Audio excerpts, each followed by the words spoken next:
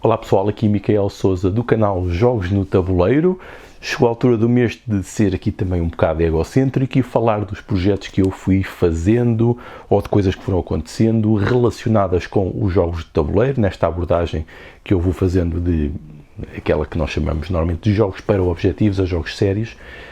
mas também questões de investigação, de outro tipo de trabalho, formações, aulas, mas também aqui os conteúdos do canal. Então este mês começou bem, pelo menos para mim, porque tive um artigo publicado na Simulation and Gaming da SAGE e é uma das revistas científicas mais importantes da área dos jogos a nível internacional, e foi publicado um artigo meu sobre um exercício de um jogo que eu construí, um pequeno e simples jogo, mas um jogo que eu construí para simular um processo de planeamento de transportes para uma cidade, mas que o grande objetivo era explorar um modo como implementar este tipo de processos jogáveis, de modo a que envolvessem quem estivesse a jogar e mesmo quem não estivesse a jogar, criando aqui o papel do participante não jogador. Portanto, esta foi a principal questão, saber se era possível. Foi possível, são algumas técnicas importantes para podermos aplicar, especialmente naquilo que toca aos jogos para objetivos, não tanto os jogos de entretenimento. Talvez nos jogos de entretenimento isto não faça tanto sentido, embora quando começamos a transformar o assistir a um jogo como parte integrante também do jogo, também é algo a considerar, que é algo que não se vê muito em jogos de tabuleiro, mas vê-se muito nos esportes e nos jogos digitais. Portanto, foi aqui realmente um marco que foi o resultado de mais de um ano de trabalho no próprio artigo. Curiosamente, alavancado por isto, surgiu também um texto, e aqui já é mais um texto de introdução, e depois eu acho que vou pôr aqui os links para quem queira ver com detalhe. Saiu um texto que é um descritivo do meu processo e de algumas coisas que fui criando no website Ludogogy, que é uma plataforma online dedicada a partilhar trabalhos que vão sendo feitos com jogos, neste caso de jogos de gamificação ou de serious games ou de jogos para objetivos, jogos de aprendizagem, etc. Coisas desse tipo em que os jogos são usados para coisas para além do entretenimento também. Ficou publicado, está em inglês e é um website relativamente popular do Reino Unido dedicado a este tipo de abordagens. Depois eu meto aqui também o link. Este mês foi muito especial porque foi o 4º aniversário do canal. Há 4 anos que ando a fazer estas tristes figuras no YouTube, mas eu próprio tenho a sensação que tenho melhorado alguma coisa. Portanto, especialmente quando olho para os vídeos mais antigos, de facto eram maus em todos os sentidos. Maus nas minhas expressões, maus do ponto de vista técnico e dos equipamentos usados na imagem, no som, e os conteúdos também, acho que não eram grande coisa. Mas pronto, faz parte do processo de aprendizagem, não que aquilo que eu vá produzindo seja nada de excepcional, é aquilo que eu consigo e aquilo que vou fazendo também, lá está, neste processo de aprendizagem, à medida que se vai fazendo, vamos aprendendo também, porque também vamos recebendo feedback. E nós sabemos quão importante é o feedback nos jogos e também é muito importante em qualquer atividade que façamos. Portanto, o feedback que eu vou recebendo, quer o vosso, quer de outros camaradas de criação de conteúdos e de outras pessoas que vão assistindo, mas têm uma visão analítica e crítica daquilo que eu vou fazendo, isso é obviamente importante e ajuda a melhorar. Mas os 4 anos foram celebrados, fiz um direto, foi a primeira vez que usei o StreamYard para fazer um tipo de conteúdo em que as pessoas pudessem vir participar à própria conversa, e muito provavelmente eu vou fazer isto mensalmente porque gostei muito da experiência de poder interagir de um modo mais direto. Até porque me pareceu, e isto agora analisando o fim da LariaCon, que provavelmente as pessoas terão interesse disso, pelo menos na medida que foram interagindo comigo e aquilo que me foram comunicando. Voltando aqui aos jogos sérios, o projeto que eu tenho, que é o Urb Security, que é um projeto não é de um serious game, é mais do que isso, mas o serious game foi um dos resultados do projeto. No mês que passou eu usei esse jogo, conduzi uma sessão em que o jogo foi jogado, embora escape aqui um pouco às definições de jogo convencional, em que a dinâmica foi alimentada e participaram nessa dinâmica as chefias, os chefes de divisão, departamento, etc., do município de Leiria, numa sessão, para conseguir ter uma visão dos técnicos sobre aquilo que o jogo propunha, que era fazer um processo colaborativo de planeamento urbano, direcionado para a segurança, mas de um modo bastante abrangente, e depois a mesma sessão feita para os vereadores e o presidente também, obviamente, do município de Leiria, em que eles tiveram a jogar o jogo também para testar como ferramenta de apoio à tomada de decisão política. O que foi mais curioso nesta última sessão é que o jogo que eu construí, com o seu sistema económico e de simulação, tinha uma narrativa, e a narrativa é que os participantes seria o Executivo Municipal. Portanto, foi engraçado ver o próprio Executivo Municipal a fazer deles próprios. Portanto, foi muito curioso e, obviamente, isto são coisas que eu vou passar depois quando tiver a sistematizar a informação que sairá deste tipo de processos, provavelmente para publicar, tal como foi o outro caso do artigo que eu publiquei recentemente, mas estas coisas na publicação de artigos científicos ou académicos, ou o que quer que seja, são sempre dadas a muitas incertezas. Não é, lá por produzirmos não quer dizer que ele vai ser publicado, porque tem de passar por uma revisão por pares e por revisões que normalmente são muito exigentes. Portanto, publicar um artigo de jornal normal, um artigo de opinião, ou publicar num website, não é nada a mesma coisa que publicar um artigo numa revista científica. É mesmo muito, muito, muito diferente. Ainda neste mês foi mesmo muito animado. Fui também a Viana do Castelo, a convite do Executivo Municipal, fazer uma sessão em que rapidamente também, num teatro, as pessoas puderam participar num jogo de, não foi tanto de planeamento, mas foi mais de identificação de problemas e onde atuar sobre problemas ou casos que estejam a afetar a sustentabilidade da reabilitação urbana, em três dimensões que eu defini para o jogo. O jogo também correu bastante bem, foi bastante interessante ver os resultados e eu penso que cumpriu também o objetivo e, tal como nos outros casos, recolhi dados e, obviamente, pretendo tratá-los depois. Essa ida a Viana do Castelo, por acasos do destino, foi num dia que coincidiu com o encontro semanal da Arte Matriz, que acabam por ser os board gamers de Viana do Castelo. E estive com esse pessoal, essa malta, que teve a gentileza de me convidar para jantar. Fomos todos jantar a um restaurante fantástico, mesmo no centro da cidade, e depois eu fui conhecer o seu espaço, a sua sede da Arte Matriz. Fui com o Ricardo Ferreira e todos os seus colegas e foi fantástico. Acabámos por jogar um jogo, pelo menos, mas eu vi a dinâmica,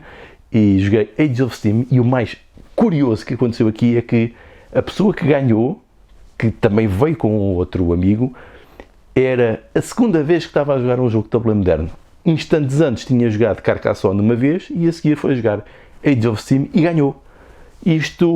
Eu quero dar este caso para ilustrar que, por vezes, esta coisa de um jogo simples como um jogo de introdução pode não funcionar, porque a própria pessoa admitiu que, de facto, aquele tipo de jogo é que era o jogo que lhe interessava mais. Portanto, estas convenções e estas assunções que nós às vezes tiramos devem ser questionadas,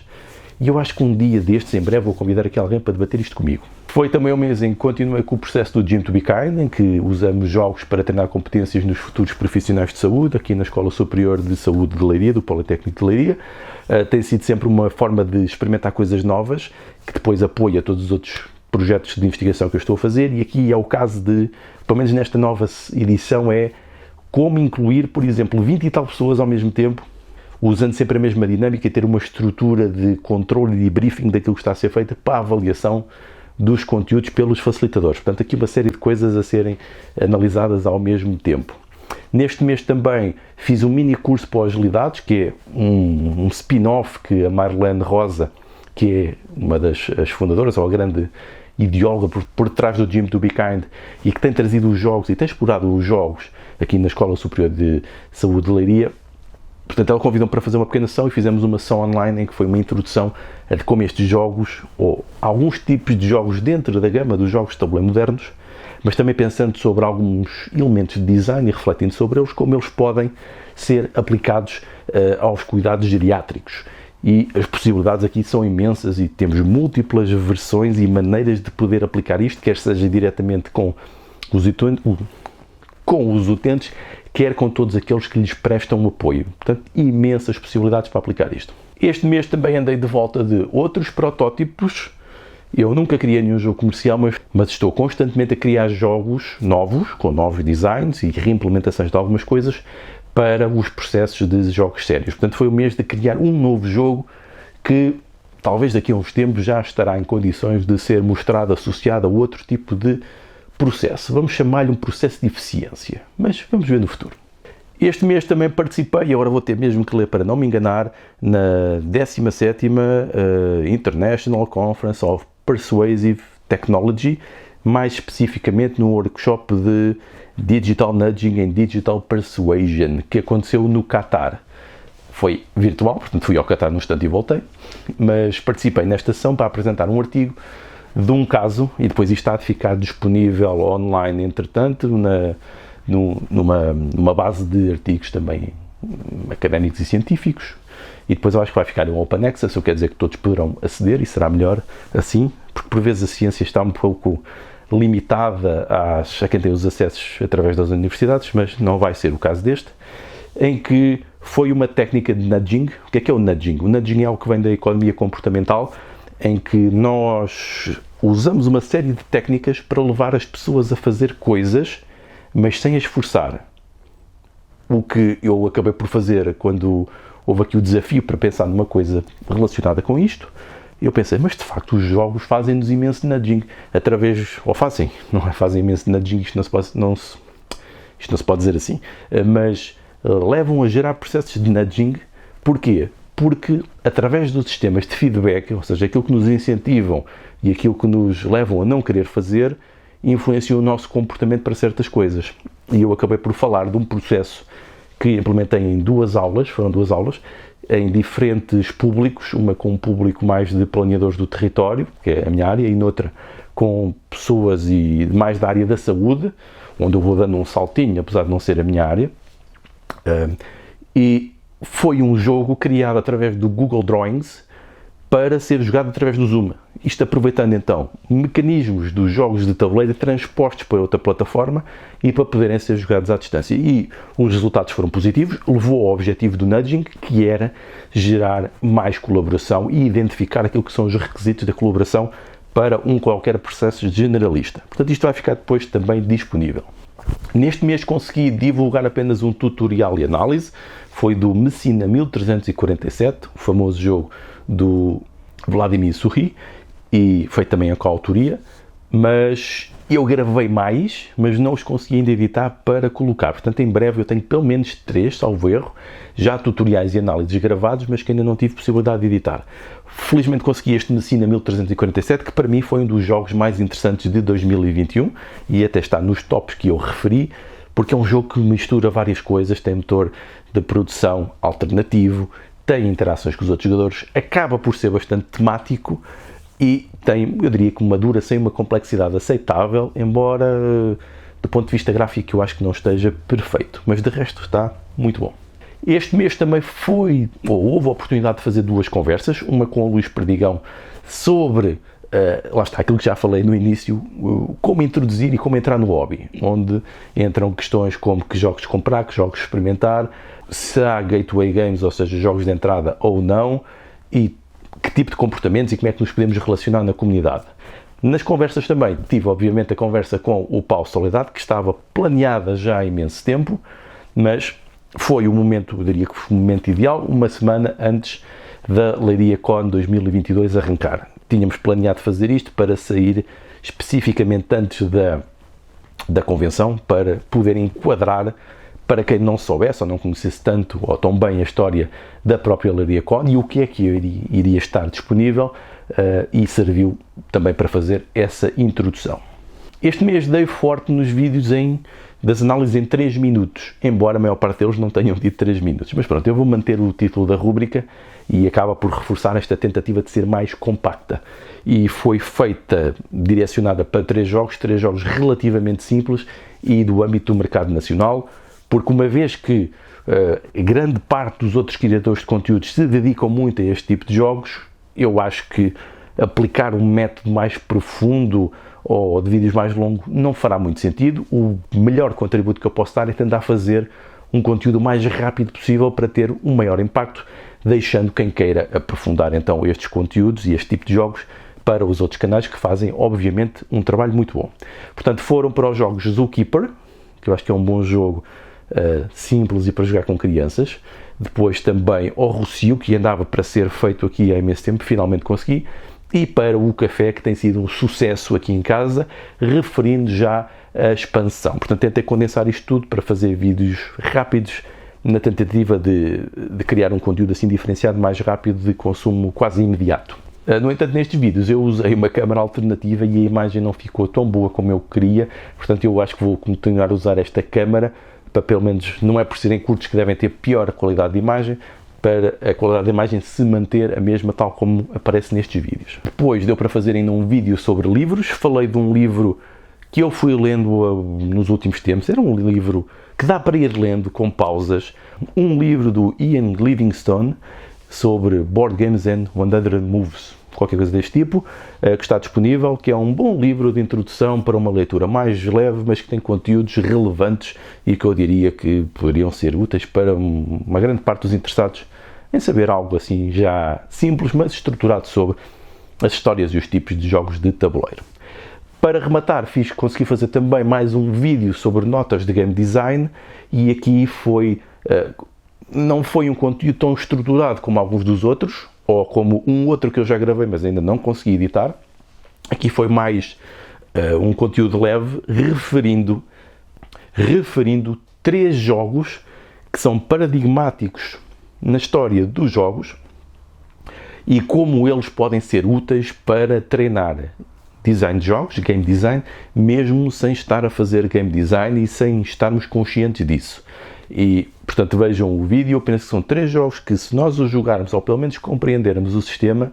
mas acima de tudo, se fizermos a prática de os jogar, vamos estar mais preparados para algumas das dimensões necessárias para fazer game design. Agora, se vai ter sucesso ou não, isso depende de muita coisa, porque é um produto de alta incerteza e que exige, para além de toda a abordagem sistémica, muita criatividade e inspiração.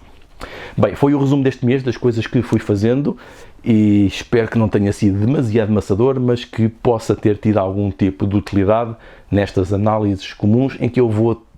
também tentando colocar aqui alguns conteúdos no comentário, no meta-comentário aos conteúdos criados. Então vá, adeus!